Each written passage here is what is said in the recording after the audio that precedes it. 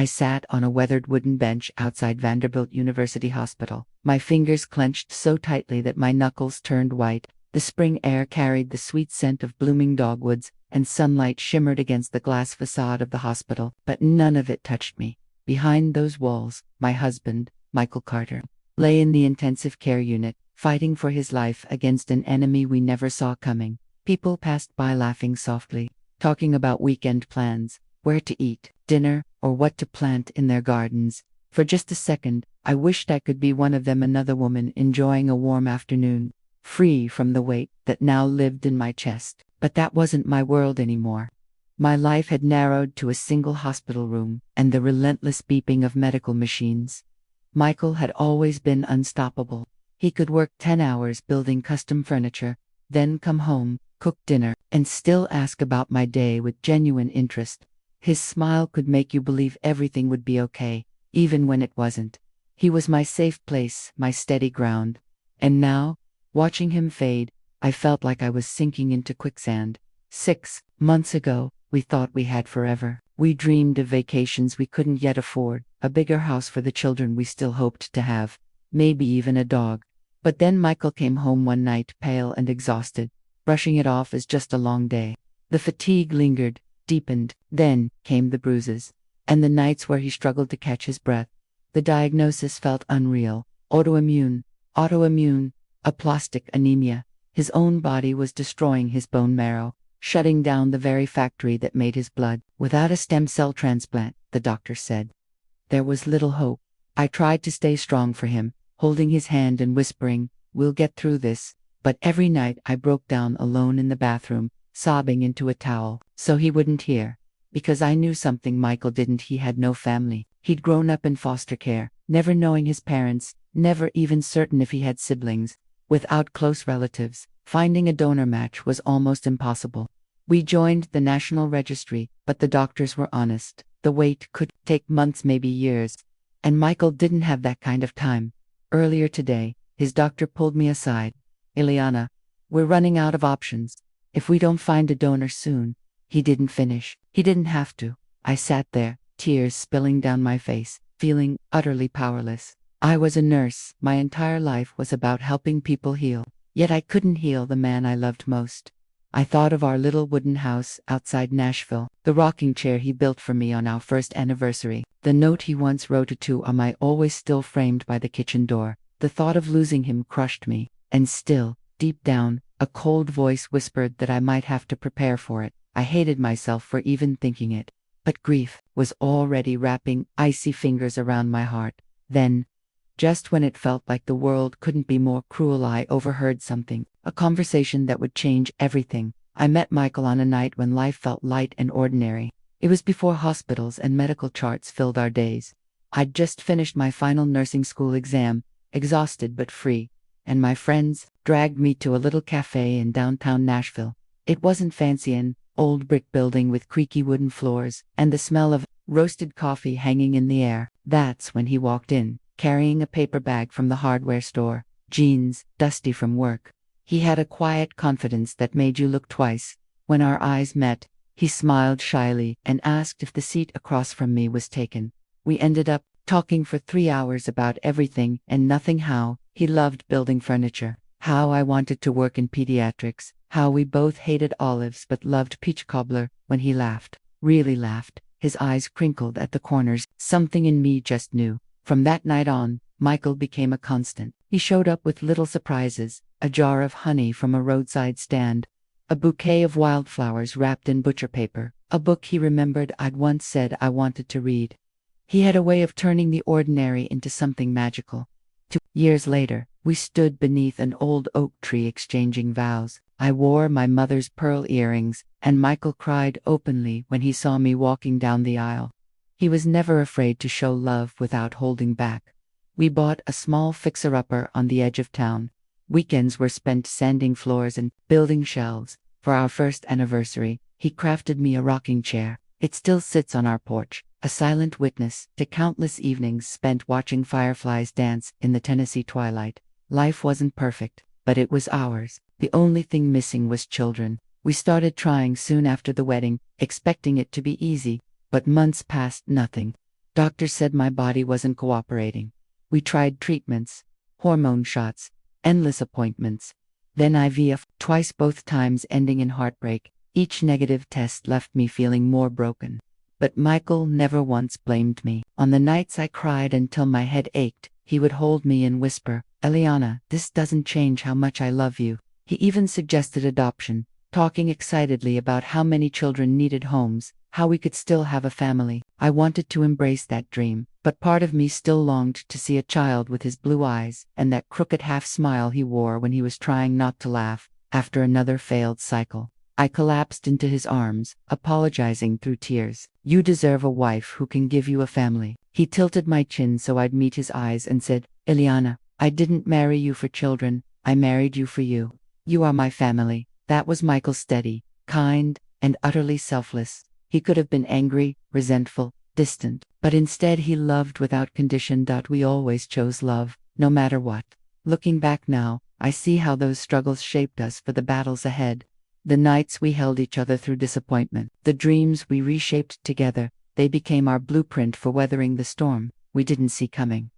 When Michael fell ill, our world shattered. Yet even lying there, pale and weak, he still tried to be the strong one. He joked about the hospital food, teased me for worrying too much, and promised we'd get through it, just like every other challenge we'd faced. But deep down, I knew this was different. This was life or death. And I wasn't ready to imagine a life without him. It began so quietly, we barely noticed. Michael would come home from the shop earlier, brushing off his fatigue with a smile. "Just tired, long day." But the tiredness never faded, it deepened, pulling him down as if something invisible weighed on him. Then came the bruises. Small at first, like he'd bumped into something, but soon they appeared without reason, spreading across his arms and legs. One night, I woke to the sound of him gasping, clutching his chest as though air was slipping away. The nurse in me knew something was terribly wrong. I begged him to see a doctor. When he finally agreed, I told myself it would be something simple, maybe stress, maybe a deficiency. Instead, we were sent to a hematology specialist. After every test imaginable, the doctor sat us down. His expression was grave. "Michael, you have aplastic anemia. It's rare, and in your case, it's severe. Your bone marrow is shutting down." I couldn't breathe. Michael just nodded, calm as always, and asked, "What do we do?"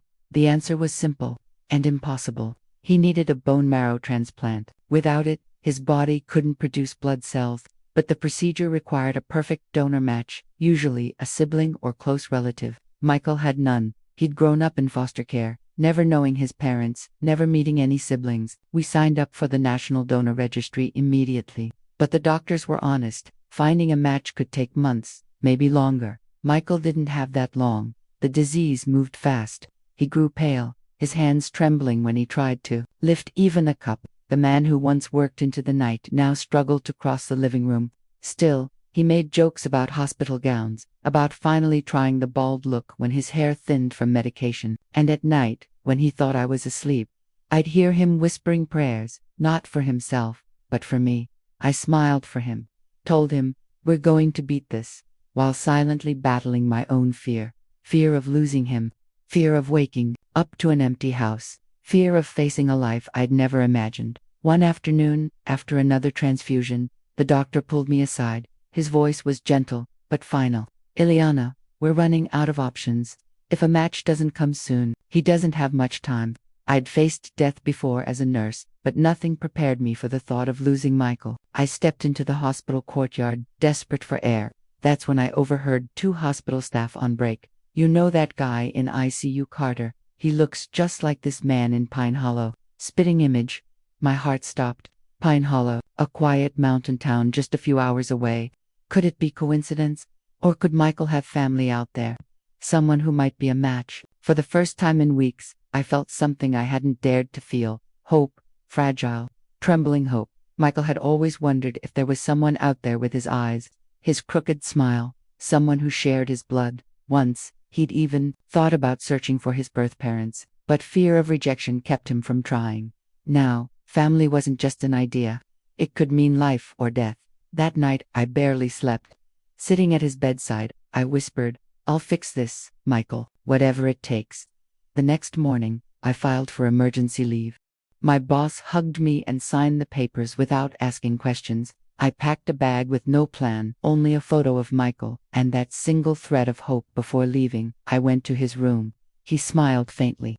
"You look like you're about to take on the world," he teased. I kissed his forehead. "I might be." He tried to ask more, but I stopped him. "Don't worry. Just rest. I'll be back." Before I knew it, I wanted to tell him everything about Pine Hollow, about the man who might be his family. But I couldn't risk giving him hope only to shatter it if it turned out to be nothing. The drive out of Nashville felt surreal. The highway slowly gave way to winding country roads, fields dotted with early spring wildflowers, and finally, the rolling hills of Pine Hollow. As I crossed the old wooden bridge leading into town, I whispered a silent prayer. "Please let this be real. Let there be someone who can save him."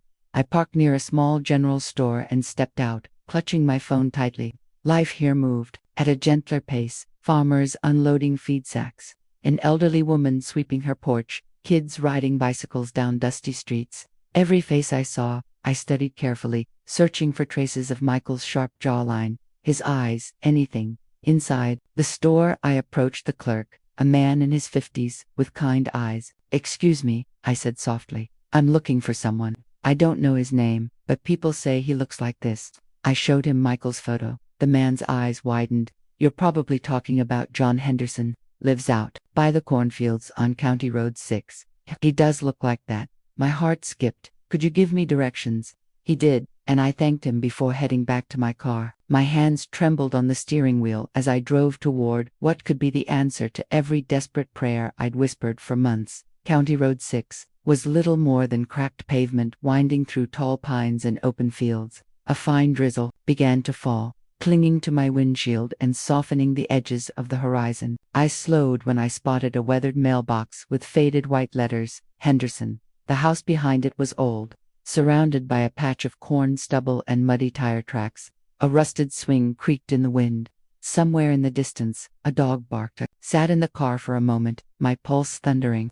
What if I'm wrong? What if I'm about to make a fool of myself? But then I thought of Michael, his frail hand clutching mine, his smile trying to hide the fear in his eyes. I stepped out. The wooden steps groaned under my feet. I knocked lightly at first, then harder when no one came. The door opened. A man stood there, taller than I expected, broad-shouldered, but slightly stooped. Dark blonde hair fell loosely over his forehead, but it was his eyes that made my breath catch, the same piercing blue as Michael's, the same shape, the same quiet intensity. "Can I help you?" His voice was deep, cautious, like someone not used to welcoming strangers. I held out my phone with trembling hands, showing him Michael's picture. This is my husband. His name is Michael Carter. People said you look like him."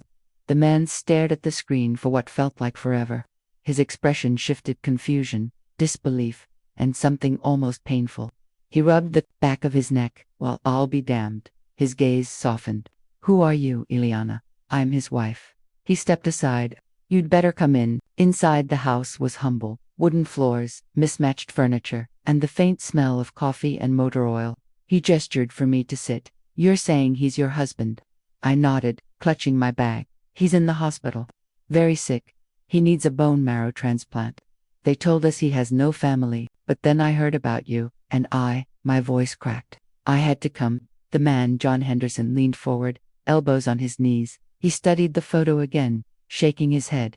I think he might be my brother." The words nearly stole my breath. "Your brother?" John nodded slowly. Mom, she wasn't much of one, to be honest. Had a lot of kids, most with different fathers. When I was little, she had another baby, a boy.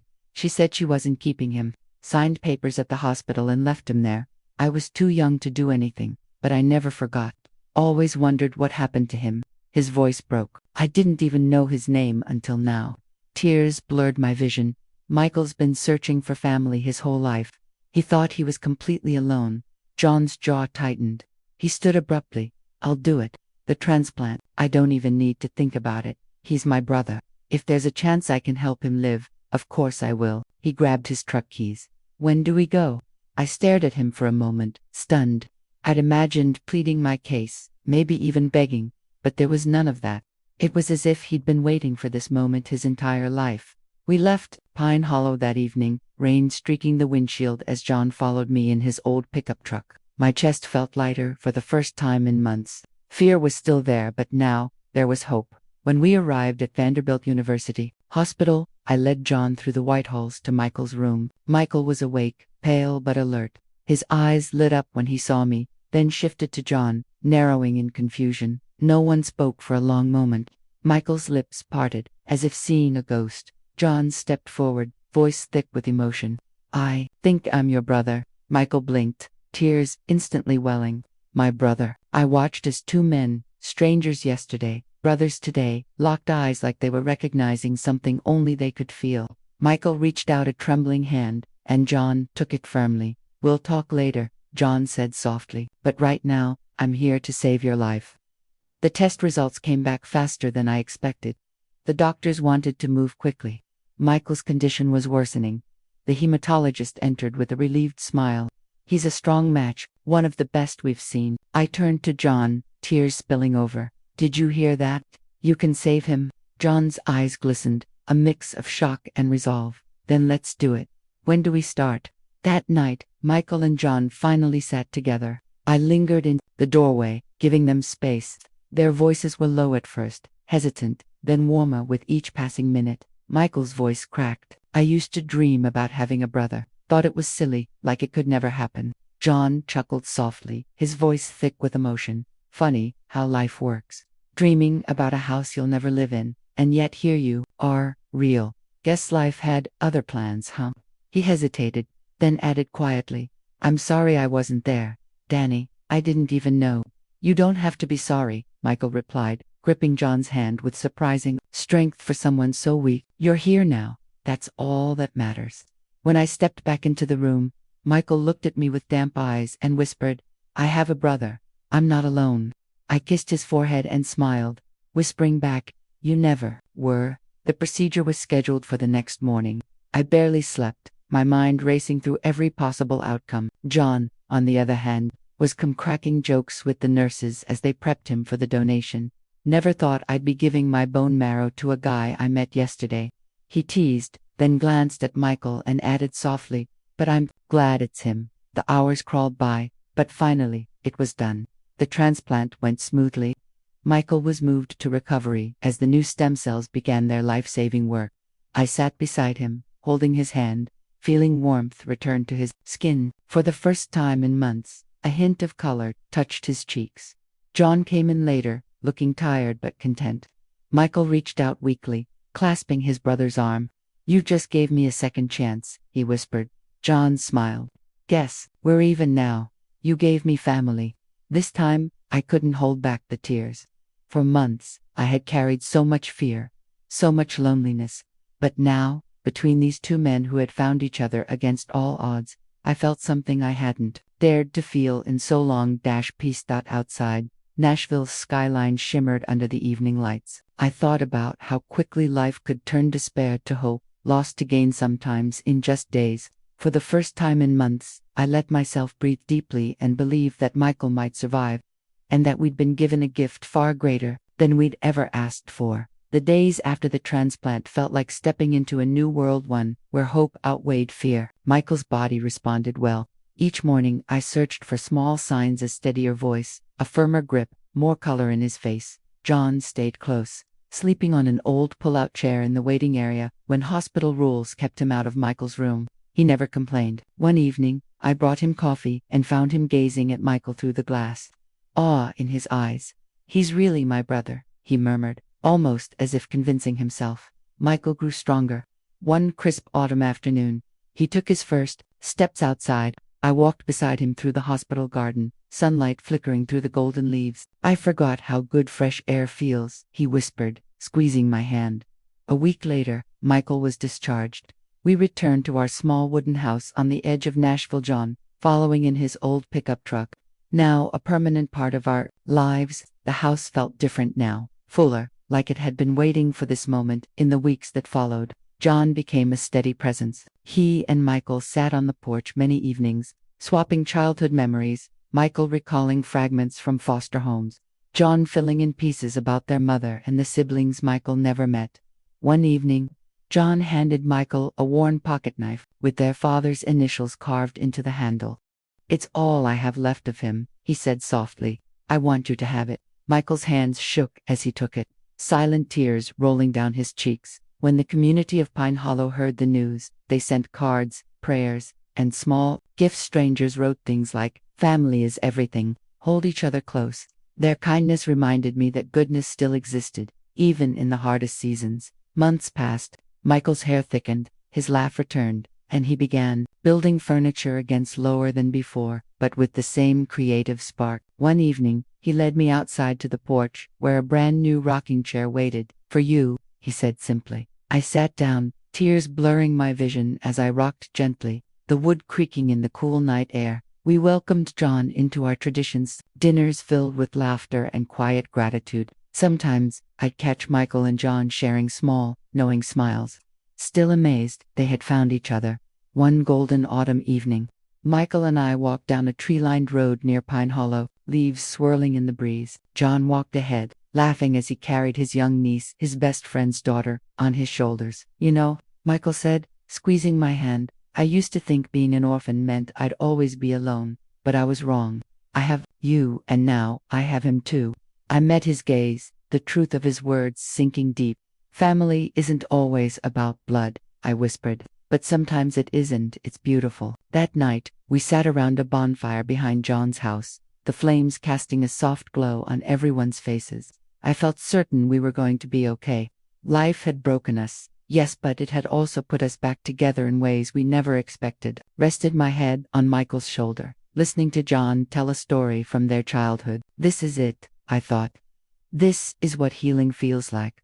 Our story had begun in despair, but it didn't end there. It ended with family, second chances, and a life renewed. And as I closed my eyes, the crackle of the fire in my ears and Michael's warm hand in mine, I realized something powerful. Sometimes life gives you exactly what you need, just when you're about to lose hope.